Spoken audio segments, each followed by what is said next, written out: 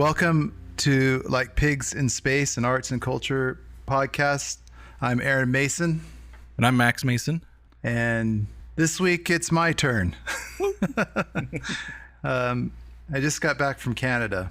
Nice. And I had my requisite poutine. It was a special version with cheese curd and deep fried cheese curd and bacon. Nice. And it was what I said to somebody is you got to appreciate another country that can do junk food almost as well as the U.S. Yeah. So I was there and I was thinking through a couple different options for this week, and it was I wanted to do this one here, and I want to do a little bit of this is going to be a little bit of a history lesson. Okay. And it was I was proud because I wrote all this out and then I went and checked my facts and I was mostly right. So cool. And so I guess I learned something in school. Nice. Chloe told me today she listened to a couple of the episodes and she's noticed the same thing that I think you've called me out on before, in that I don't say yeah the right way when someone's telling a story. Oh, well, yes, but it's better than it ever was. I gotta tell you, your yas now are a little bit more in the range of what normal people say. Okay. That seems terrible, but anybody that used to listen to you tell stories or actually try and have a conversation with you when you were younger, when you're a teenager, and your responses threw everybody off. But now we can have a conversation. I don't think that you're not as misleading as you were. So that's good. Okay. Well, that's good. Yeah. Well, if I'm saying yeah, it's usually not because I know what you're talking about. I'm just understanding what you've said so far. That's how I've been taking it, but it may just be that I have spoken to you quite a few times. So maybe I've gotten used to your style. Maybe I don't mind it anymore because I've gotten used to it. Yeah, possible. Okay. So I think what's kind of brought this particular author to my mind is, and I'll kind of tell you how I was introduced to him as well. But firstly, there is a thing that I've noticed, and lots. It's not my observation. It's everybody's. It's a lot of people's observation that in times when there's a lot of upheaval, when there's a lot of strife, there is also a lot of good art. Yeah. And so, I grew up on listening to like Peter, Paul and Mary, and so that's protest music or Bob Dylan or whatnot. Right. Was in the house, and it's it has good, stronger messages. I don't know about it's not that things aren't good during good times. It's just that the messages are more poignant. The messages are maybe a little more strong and inspired. Let's say. Yeah. So, I was a little while ago I was looking into like differences between absurdism and like existentialism as like just philosophy. Okay. And all of that really stems from like 1940s France, when like Nazis were marching into France and everyone's like, well, what's going on? Like, what is life even if this is what we're living through? Right. Basically. Exactly. And I also think that that's kind of an interesting response, is to be absurdist in the face of such militant and destructive forces. Yeah. It reminds me of, I think one of the best movies about that is Jojo Rabbit. Have you seen that? Oh, yeah. That's a really good absurdist take on Hitler. Yeah. So I think at the time, even I've seen cartoons and stuff from that period that they made fun of him. Right. So, which is what he deserved. at least. Yeah. Yeah, exactly. And just like now, and we're facing kind of the same thing of a big baby who isn't getting his way. So, I mean, and that's a whole nother conversation and a whole nother area to divert down. But so I'm going to address somebody who wrote basically the most productive or the best period of their writing was between World War I and World War II. So kind of lots of going on, which also is when the Great Depression was. And this individual is often known as the poet of the Great Depression, at least that time period. He was very popular or encapsulated what was going on.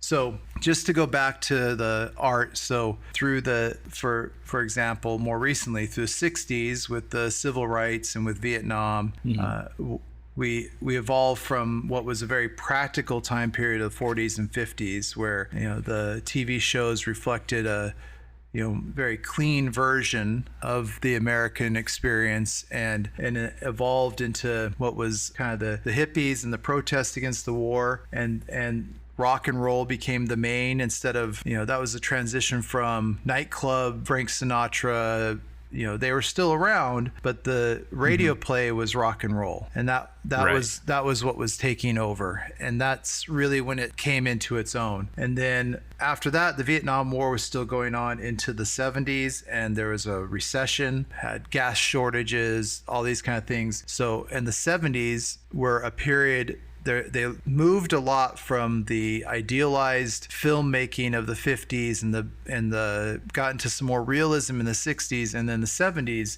70s films are all very raw. At least the notable ones were more raw, more in your face, more dealing with social issues. It was a kind of a golden era, and then the 80s came and it got a little fluffier, but But the 70s were noted for that, and it was also the emergence of punk music, which was a response to a lot of that post-war recession, oppression, things like that. So this carried, and then also the alternative music scene emerged at the end of the 70s and into the 80s, and then we got grunge when the 90s came around. So there's just, they kind of built on each other. There's a lot of, you could tell maybe the alternative music scene and the more poppy music and the light, like the hair bands and stuff of the 80s were when things started getting really good. And, financially, it was a very profitable period of time. Everybody was making money pretty much in the 80s. It was just a profitable time and a less serious. It seemed like, sure, stuff happened. I know stuff happened, but it just has this aura of that. And then the 90s, right?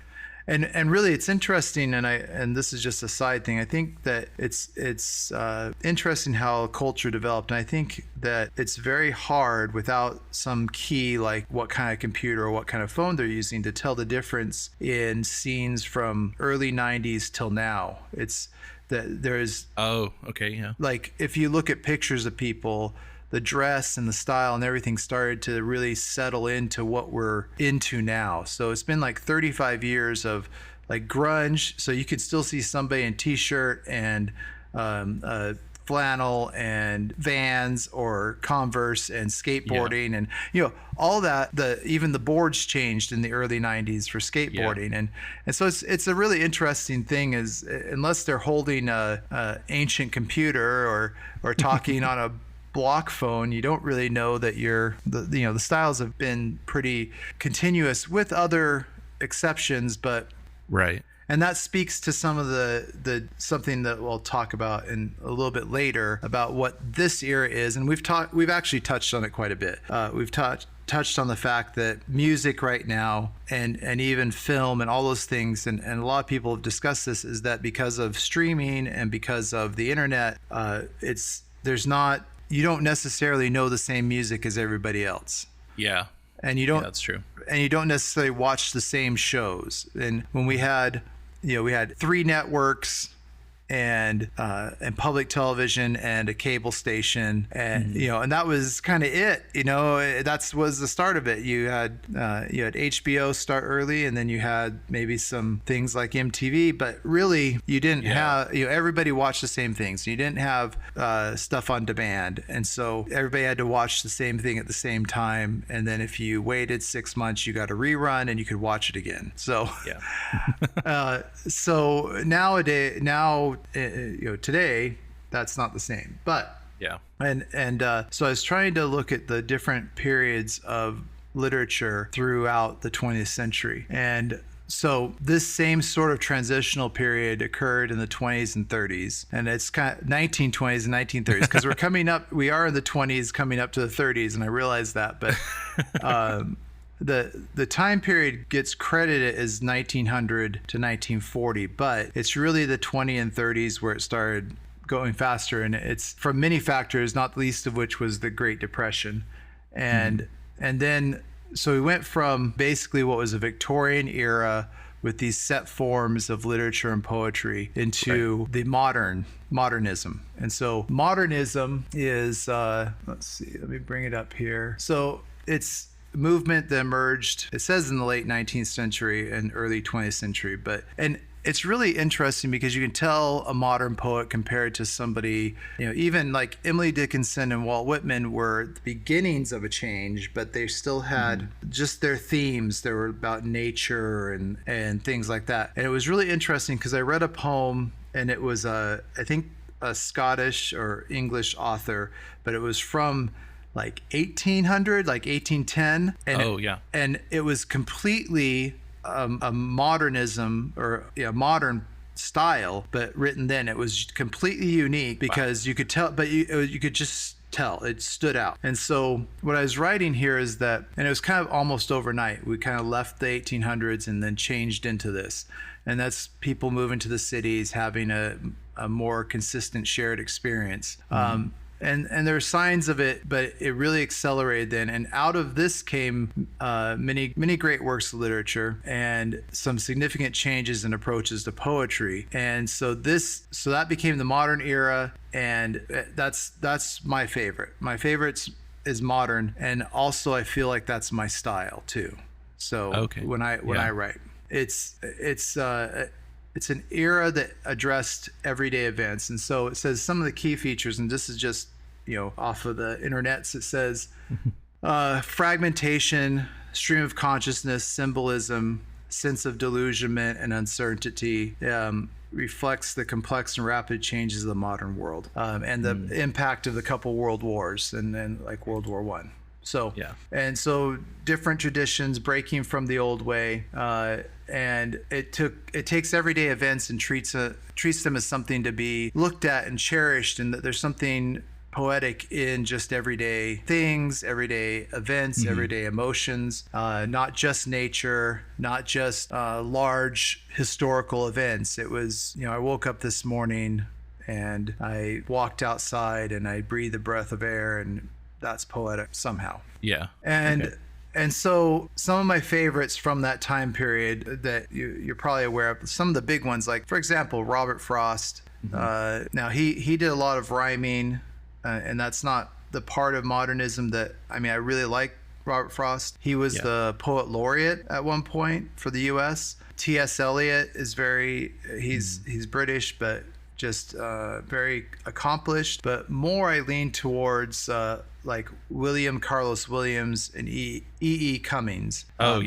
So they had they delved harder into the simple and the absurd, but it was about kind of the everyday, and it was a lot of free verse, and free verse is just the neat thing, is how to be a poem when there's not a rhyme. That was the big thing.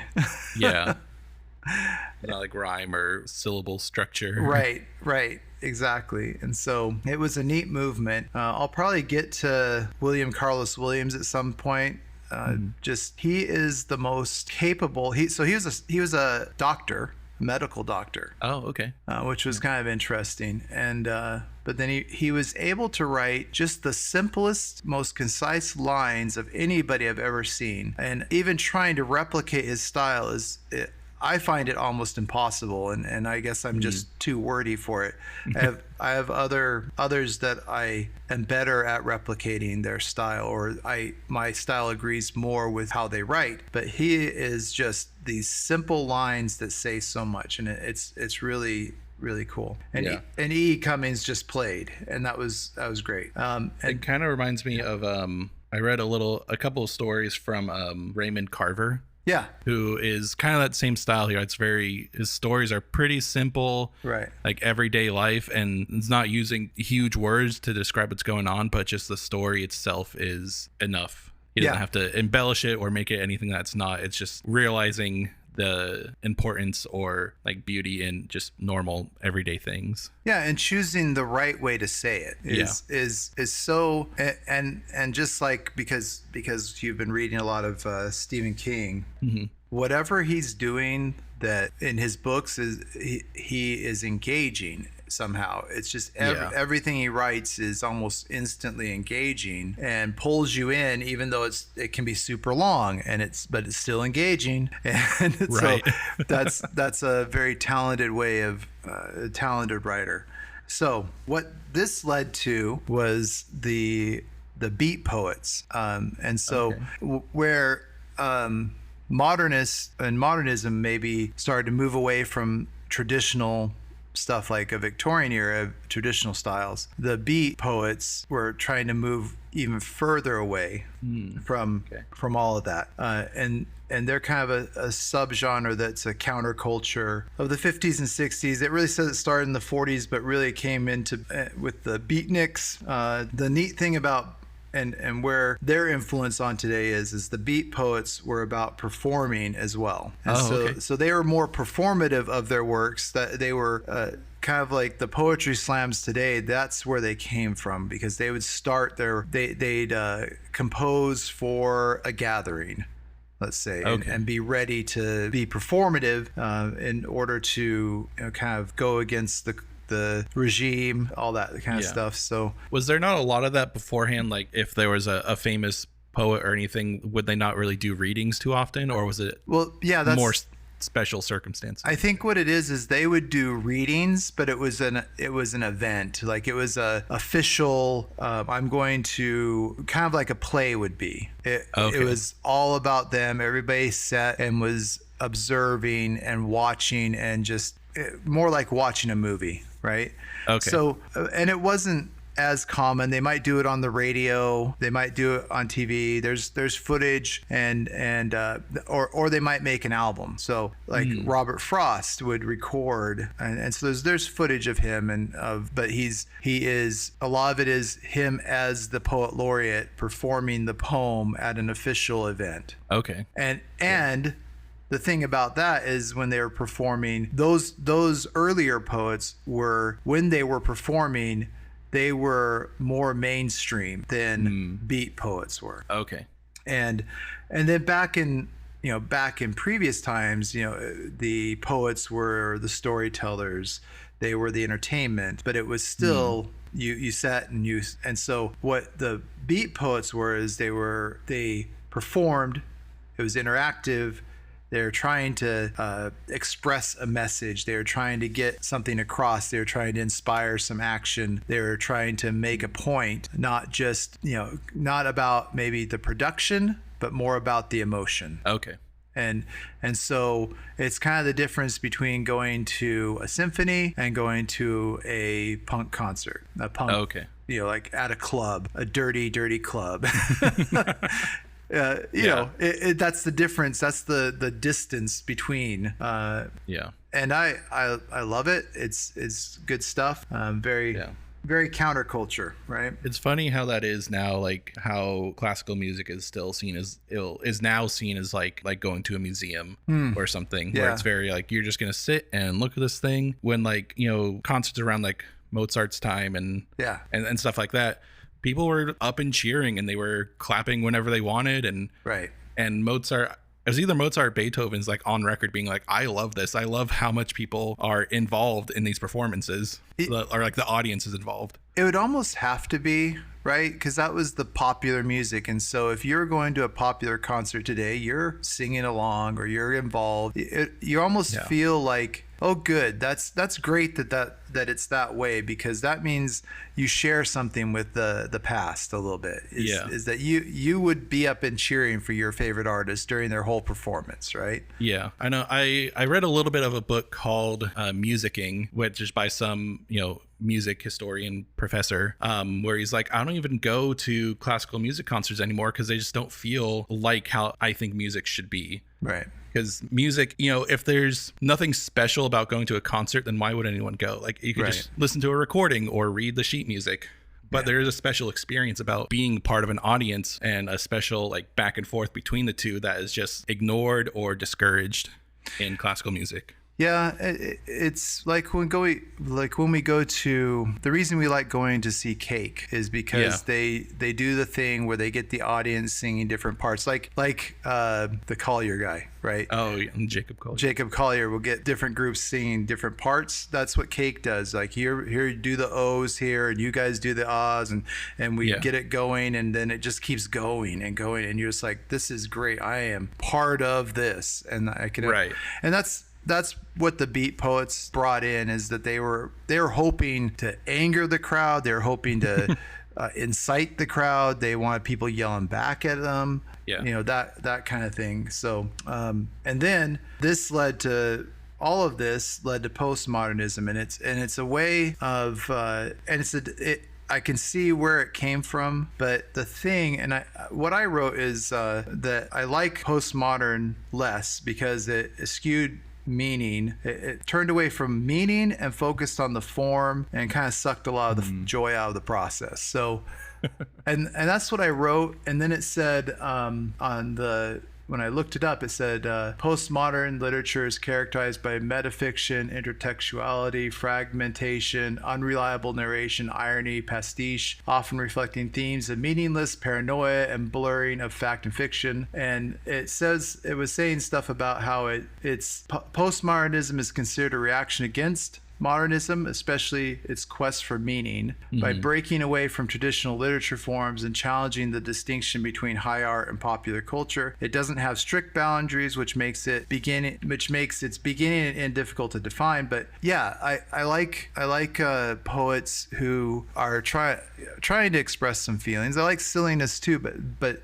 postmodernists don't like silliness. Generally, as far as my experience, they were everybody. And when I was writing, I was writing these things that were very real emotions, kind of silly, kind of having fun with it. And they were writing these things that were, everything's meaningless. And so I'm just writing for the sound of it, not really, and have just, dwelling on kind of more depressing things. I understand that that's necessary sometimes, but that's what most of it was, and I was very unpopular. I was not as well liked amongst my peers, but I didn't care. So would you get criticisms that were like, you should be more this way, or is it just like they wouldn't bother? No, they were very, the groups, the peer groups were very critical of some of the stuff that I would mention. And so here's the difference. The postmodernists would be fine if I mentioned in my poems, which I never did, but if I was to talk about one night stands, casual sex, suicide, depression, any, something like abortion or some social issue, right? All those things, even if I was very graphic about them, those are fine. But I mentioned having gas, or if the word fart was in it, that was just offensive. And if I was silly, that was offensive. And I knew that I was in a different era. and that was okay with me. The other thing that postmodernists do is that they there's a way of reading poetry that I hate. Yeah. That is no expression. You just read the words, and I'll demonstrate it in one of these. Just to show the difference. But so we're gonna is there a logic behind that way of reading, or is it something else? It's a few things. It's kind of, I think it's trendy. For one thing, is that some professor came up with the idea, or some poet came up with the idea, that you should let the words speak for themselves. And while you may have to say the words at some point, you shouldn't try and influence somebody else's interpretation of what the words mean. Okay, yeah. I can appreciate that. If that's what you want, read it. Yeah. I think one of my college like orchestra conductors was probably more of a postmodernist in that way, in that like we did like Beethoven's Fifth, and Beethoven's Fifth is originally written really, really fast. Yeah. Like faster than most orchestras do it. And he was like, that's what we're going to do, because that's what Beethoven wrote, and I'm not going to question Beethoven. Right. When like, and then you get to like someone like a Leonard Bernstein, who like plays it out a lot and adds a lot of like slows things down and let things hit a little differently. Right. Changes tempo. Changes the tempo. Yeah. Which my conductor did not like at all. Oh, that's too bad. Yeah, that makes sense. So Bernstein would be totally in the modern era. He'd be a modernist, and I absolutely love modernist classical too. It's because it's very expressive. It's very enjoyable. Yeah. So you should, since you mentioned all these things, you should watch. It's one of the most recent Bob's Burgers. I think it's called Fischoder's Opus, or Mr. Fischoder's Opus, or something like that. Okay. Because it's about him being a guest conductor at the orchestra, and there's this dispute on how to play this piece, and he goes, I have the letters from him saying he wanted it done this way, and like, oh, those are fiction, he didn't mean that, and like there's this big argument between him and the first chair, and like they're fighting, and it's just great. It's absolutely great. It's so nerdy, but it's really good. You'd appreciate it very much. Right. Anyway. So the poet, right? We probably want to understand. All this is build up. To so his name's Kenneth Fearing. Okay. And so I guess there's actually just a little bit more. When I was trying to remember where I got the book, man, it may have even been when I was in Fontana as a missionary. Okay. Oh, so okay. there was this older couple that really got to be good friends with. Older meaning my parents' age probably, or just slightly older. Right. But they knew I liked to read or whatnot. So this guy was a great reader, and he'd buy books all the time. But he had a bookstore that he didn't have a bookstore, but he had a bookstore that he went to that he'd exchange, like turn in all of his books and exchange them. Oh, okay. And so he's like, I've got a massive credit at this bookstore that I'll never use. So just go in there, tell them I sent you, and you can pick out books for free. So nice. Yeah. So I got this poetry book, and it was called America, and then there's another title to it, and I have it boxed up somewhere. I bought it then, loved it, and then lent it to somebody who disappeared. I think he ended up in like New Orleans or something. I don't know. It was great, but never came back. And so I had to go on some website later on and find it again and order it because it was my favorite. But it's modernist poetry, and it's a lot of it. And so there's E.E. Cummings, there's William Carlos Williams, there's many great. I've been looking for that book a lot. Oh, you remember that one? Yeah. That was one of the ones, like how I mentioned last week, where I was like, I need to make sure that I can still have feelings. Oh, good. That was one of the things I read. Was like, well, maybe poetry is probably the quickest way to get there. Yeah. And so I've been trying to find that book, and it's hard because you can't just Google like America poetry book, because there's thousands. So yeah, exactly. And you have to know what the cover looks like and all that.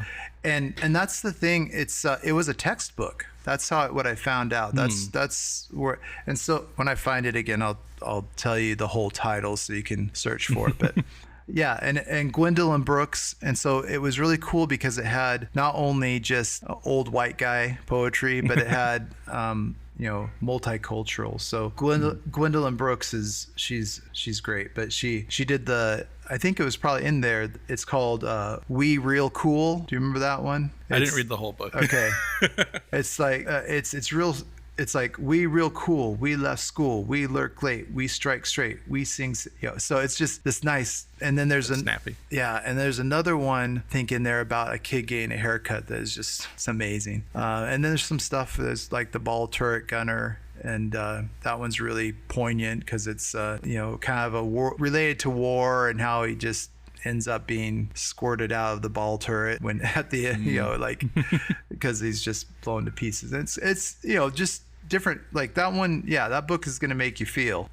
So I'm glad you've had experience with it. So Kenneth Fearing, he's a major poet of the Depression era, and he talked about the shallowness of consumerism in American society as he saw it, and he's very, very cynical. And that was what was really interesting about the poem in that book is that he was just incredibly cynical, and it catches you a little bit off guard. So let me get to this one real quick. The poem that was in there, it's called Dirge. Yeah. Okay. And so I might have to explain a few things as we go through this because it is more like 1930s lingo going on, and so which is also really fun, but it's very like there's a number of his poems that end in somebody dying. Oh, okay. And kind of gets you to the point where you don't really care that they died. And this one in particular is interesting because it really speaks to culture, but also speaks to it uses what they said, comic book language in it. So like pow and wham and zowie, things like that. And just to read a little bit, he says, so it begins, 1, 2, 3 was the number he played, but today the number came 3, 2, 1. Bought his carbide at 30 and it went to 29. Had the favorite Bowie, but the track was slow. So kind of gives you like he needed something to be in this order and it came in wrong. Bought his carbide. That means he bought stocks at 30 and they went down. So is gotcha. Kind of what that's saying. And then slow, his bet at the track was slow. Right. That's good because his David Bowie record was slow. Yeah, no. So all of that, it's just obviously it's heading that direction where it doesn't sound good for this guy. And so he goes, and I learned a new word and I like the word, but I said denouement. It's not denouement. It's denouement. So yeah. Oh, okay. Yeah. I've heard that. So it says denouement to denouement. He took a personal pride in the certain way he lived his own private life. And so that sets up like, denouement is the story right after the story finishes. Okay. So it's the, so let's say it's like the, so epilogue of the story. So you've got the whole main story and then there's some follow up. That's the denouement. So it's kind of pulling it together at the end. And so he had, this he took, and he had this pride. You could tell he was maybe a little rigid, and then the next part is, but nevertheless they shut off the gas. Nevertheless the bank foreclosed. Nevertheless the landlord called. Nevertheless the radio broke. So he's careful, but still things were falling apart. And so that was really interesting. And then it says, and it gets to the part where he uses some of the cartoon language or the comic book, and he says, because it says he walked one short step, took one long look, drew one deep breath, just one too many. And wow, he died as wow, he lived, going whop to the office and bluey home to sleep, and biff got married and bam had children, and oof got fired.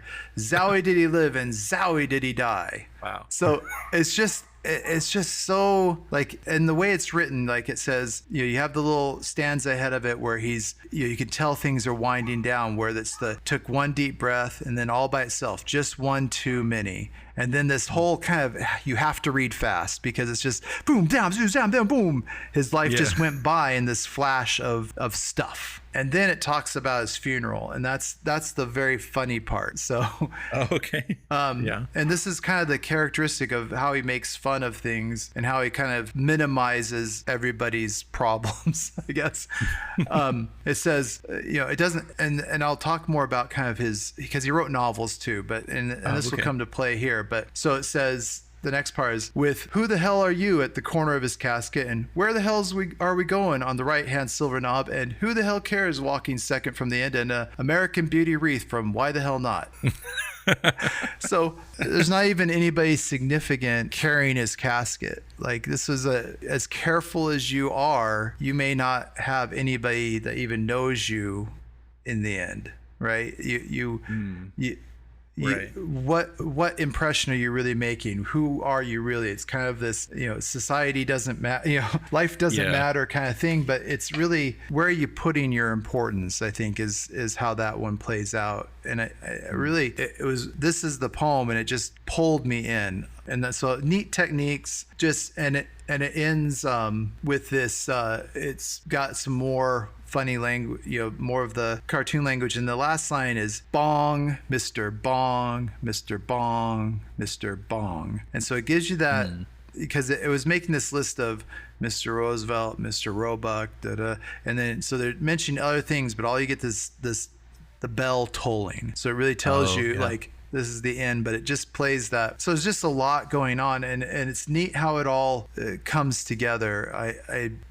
It opened up my understanding of how to play around with words, and even the structure of the poem is so it has a hanging second line, which means an indent on the second line, and so the thoughts stay together. Like, here's this thought, and then everything, it could be one or two lines hang below it that are all part of that story, and then there's the next idea, and then it kind of, and so is even how it was physically written was interesting. I did a whole like 2.5 page I did a poem one time, and it was the line was really the 2 lines, because the second was hanging, and it was I typed so that it went all the way across the page and all the way to the end as close as I could get. So every line was as long as it could possibly be. And it was also stream of consciousness about something. And so it just weird, just went. I didn't really kind of structure it, just kept that, except for that structure. And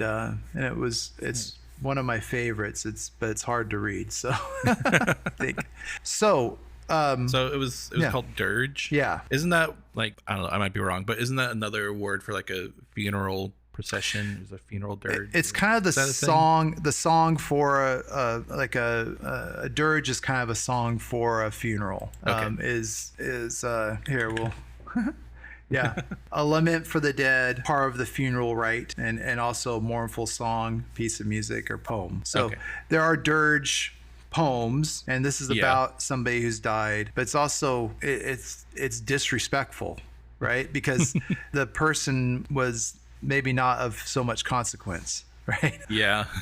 So it's kind of that, like, it's kind of there's a line from Jim Morrison in his poetry. So they did a album that was called American Prophet, and it was, I think that's what they, it's mostly his poetry, and it's some of it's a little bit sung, but, and I have his book, but he goes, one of his lines, I think it applies to this, is, when your life ends, will there be enough to make a movie about? Right? So this, maybe not in this situation, right? Is what he's trying to kind of communicate here.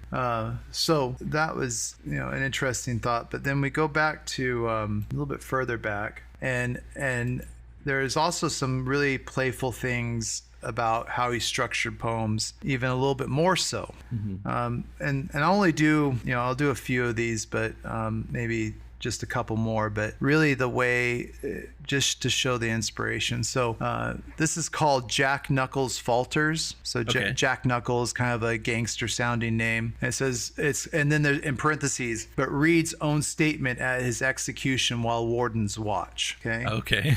Yeah. And so, and this is also, in reading his stuff and reading a lot of the moderns, the construction on the page is also something to look at. It's enjoyable to look at because you can tell different parts. I was in a class, and we would have to print out our poems and bring them in so everybody could follow along. And this guy brought in a poem, and he had some stuff up here, had parentheses, had a whole poem, and had parentheses and some stuff at the end. And so he got up and he read the first little bit and the last little bit and was done.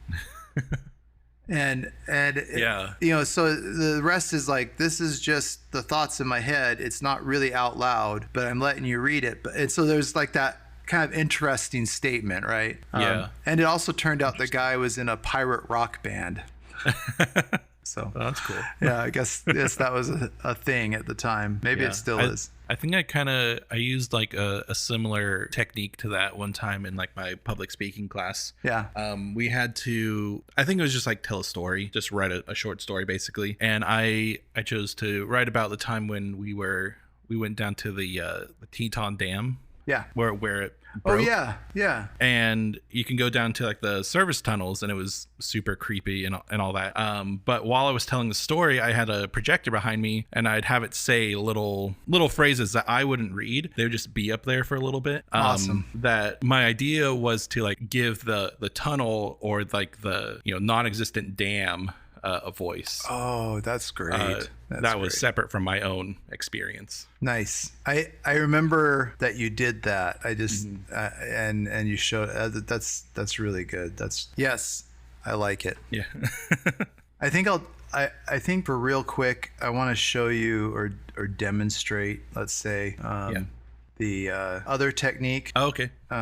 Just let me see if I can get it right. So I'll switch back. I was also going to talk about this one called Saint Agnes Eve, and then we'll go back to Jack Knuckles. Okay.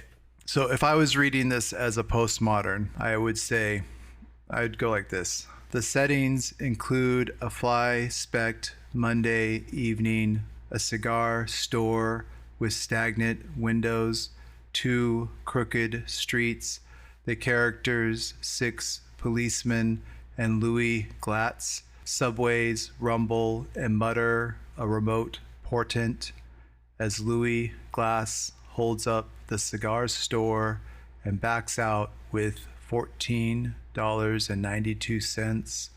That's there. Which, wow. Reading this poem, because the next section, if I was reading it myself, I would read it. The next section, Officer Dolan noticed something suspicious, it is supposed, and ordered him to halt.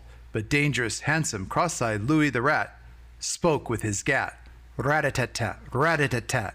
And Dolan was buried as quickly as possible. Yeah.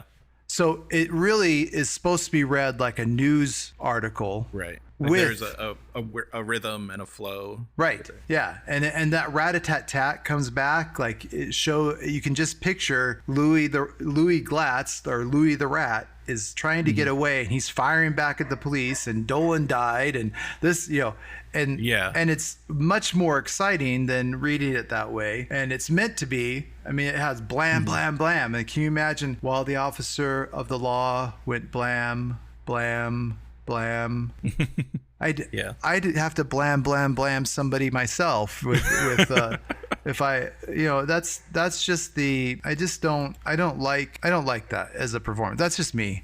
Some people love it. Some people that's how they read. Yeah. But I don't. It wouldn't work for this poem, but do you know if there is a poem or a poet that kind of style would suit better besides just other postmodern? I just know that is how almost all of the popular postmodernists read.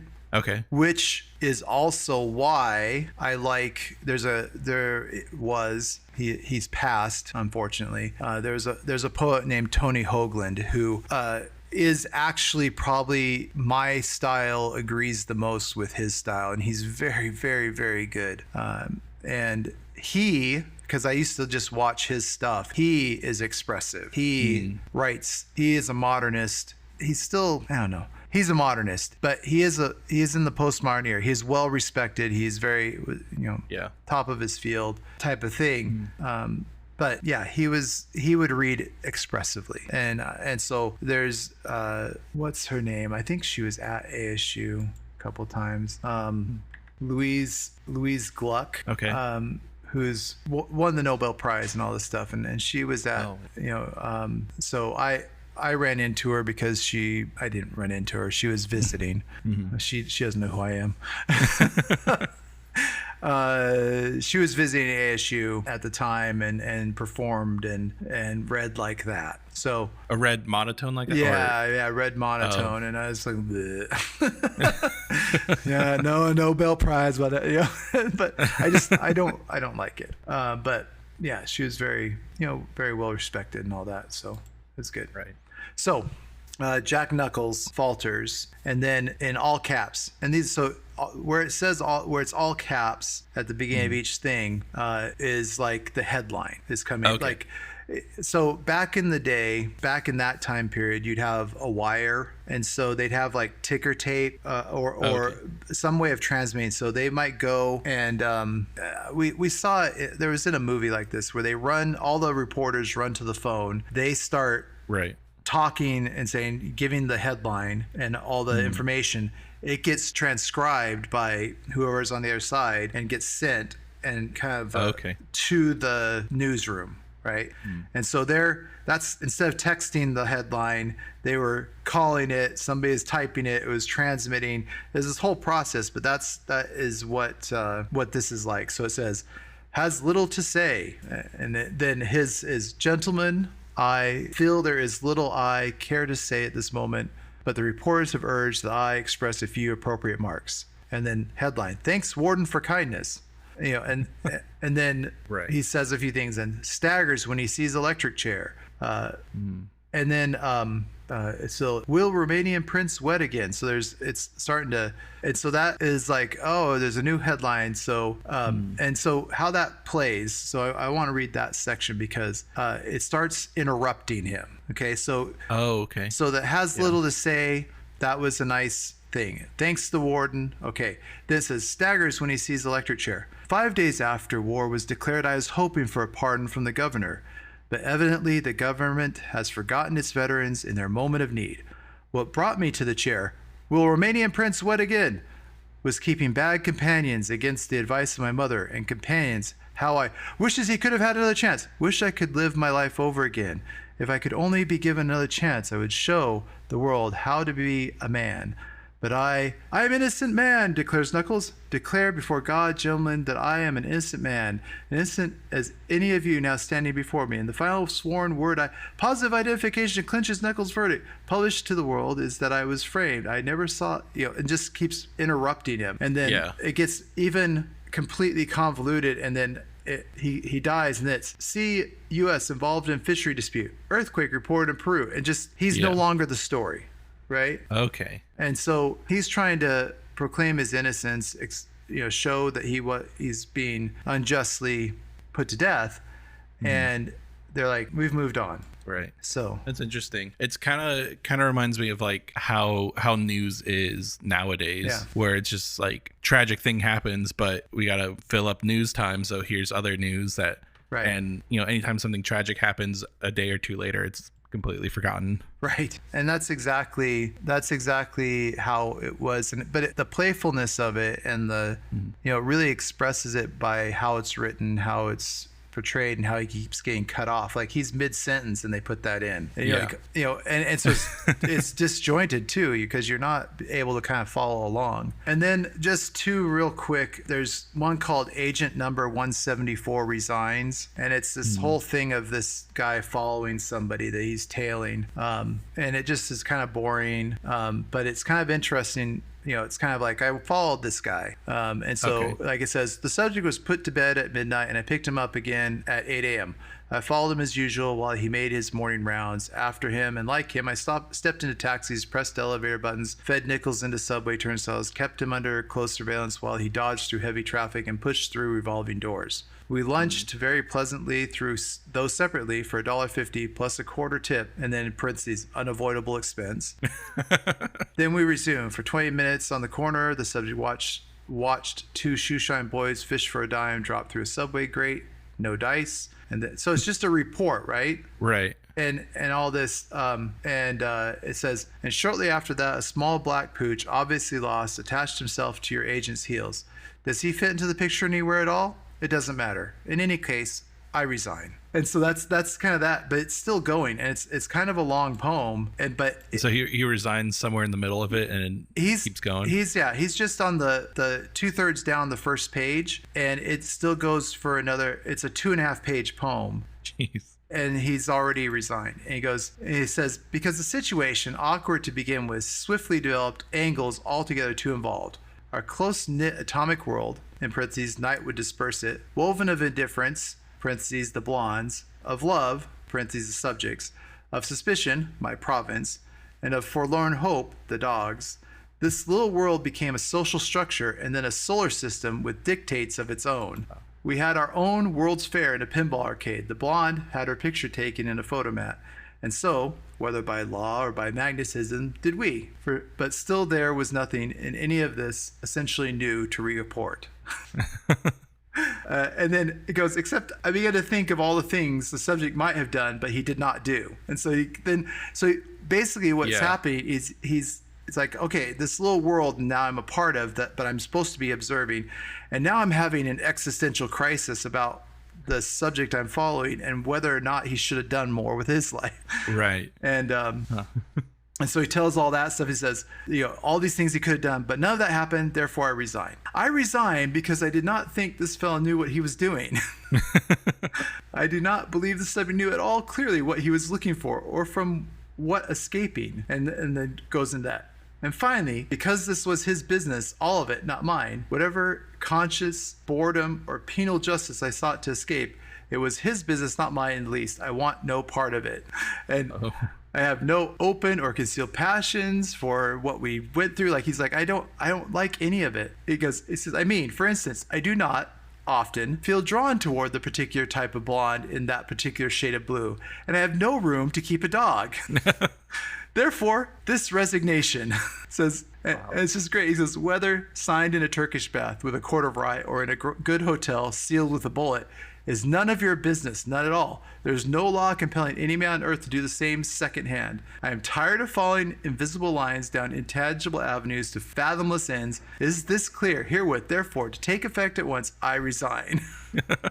Like, you have me following the most boring person in the world, and I'm just done. And it's just that the humor of that is pretty brilliant. Right. And that's so what does all that mean, right?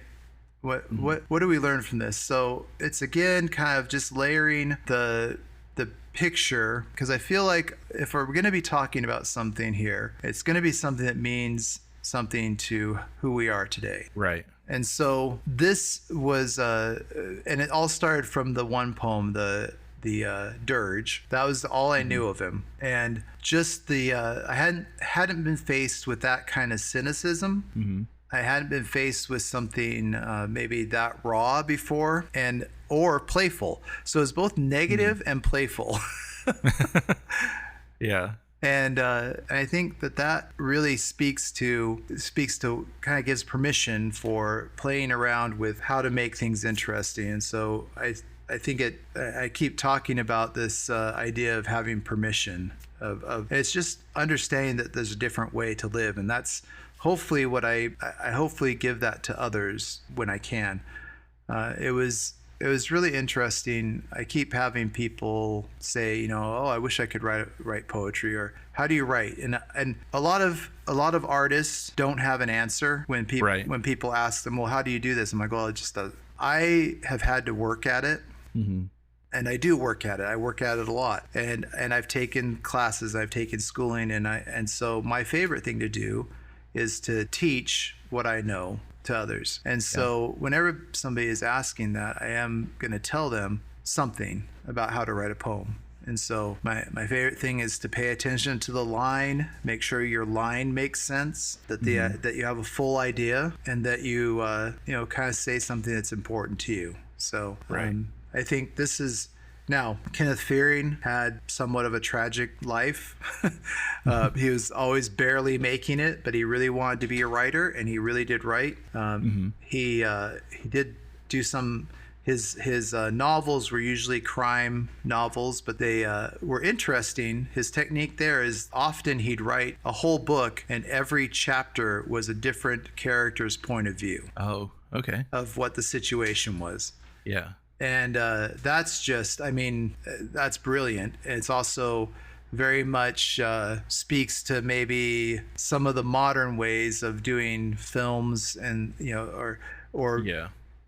telling the whole story from each different person's point of view. I think of some of like the Glass Onion and those ones where you kind of or any murder mystery where you see how everybody was, what they saw.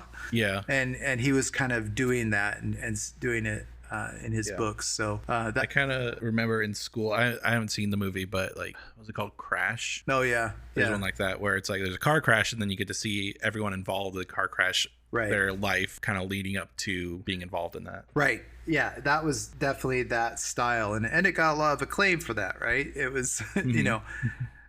And so that was what he was doing. He also got criticized for it because it wasn't the style, but he was brilliant he kind of kept with it. That was hey, this is what I do. Yeah. And he kept writing that way, regardless of the critique. And he had 2 consecutive Guggenheim fellowships, and continued to. I mean, he usually just kind of had to rely on the fellowships and on his spouse's income and stuff. I mean, he drank a lot, and he had demons. I'm sure you don't write this kind of stuff without having some problems, but. He survived for a while, and wrote quite a bit, and quite a bit of stuff that is well thought of today. Yeah, I like a lot of artists like that who were just, I had that just like, I just want to create something, and I'll try to put it in front of people if I can, but I just feel like I have to do this. Yeah. Like there's tons. Like, there's like the Van Gogh, of course, but I think of like Kafka. Read a little bit of his stuff. Right. Who he had some success, but wasn't until much later that he was more recognized. Or like Nick Drake. Yeah.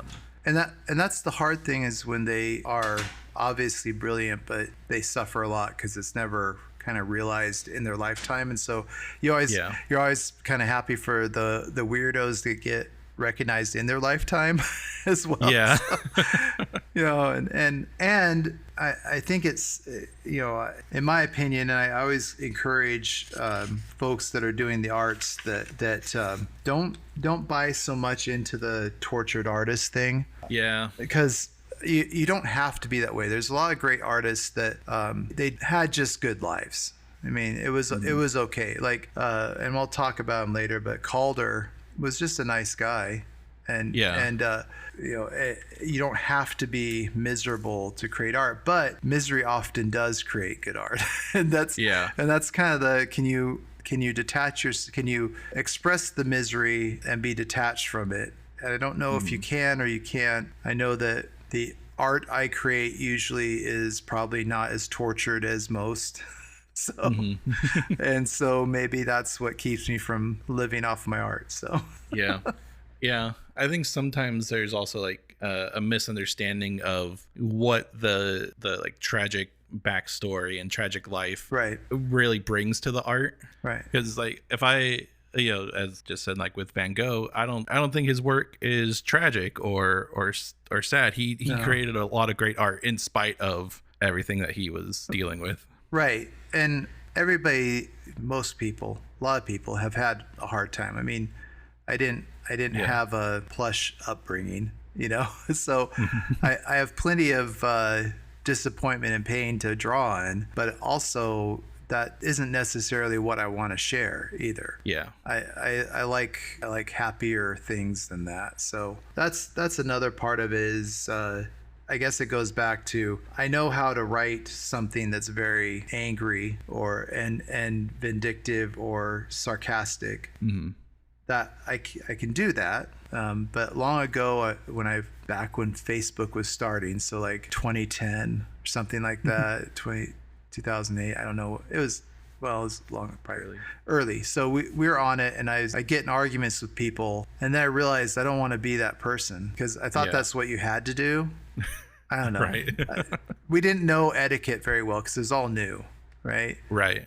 Yeah. And then I just stopped. I had an argument with one person about something, and then I never had an argument again. And I don't do that. I only want to share positive things. I only want to connect with people that I know. You know, I use social media as a happy thing, not as a destructive thing. I don't need to tell anybody how horrible they are. And because it wasn't fun. It was like, well, I'll never talk to this person again, unfortunately. Yeah. And but yeah, I haven't done a lot online, but the only time I ever felt like really inspired to fight, I guess, was one of my friends had made some like joke about like jazz bands or like being like in or like comparing orchestral section practice to like jazz combo practice, and it was like section practice is like very structured, and it's like, okay, we're gonna do these measures and we're gonna run them till they're perfect, right? And then jazz combos, it was like, let's just see what happens. Yeah.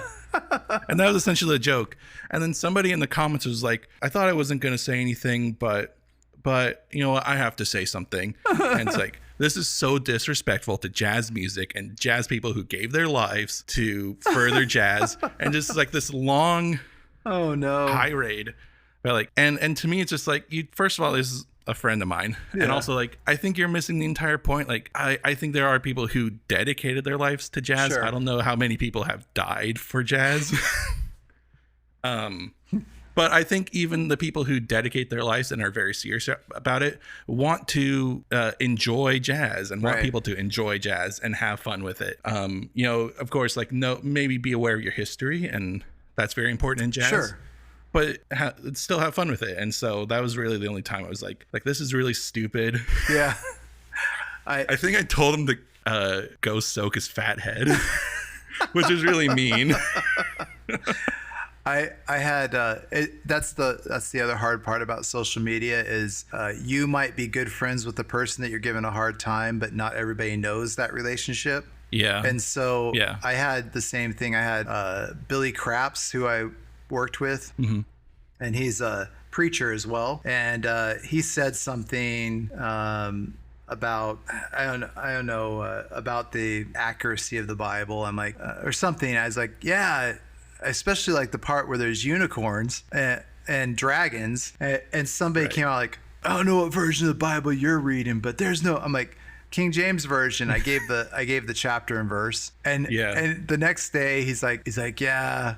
I had to call the guy and say, no, Aaron's okay. He's a religious guy too. He's just giving me a hard time because it's just silly.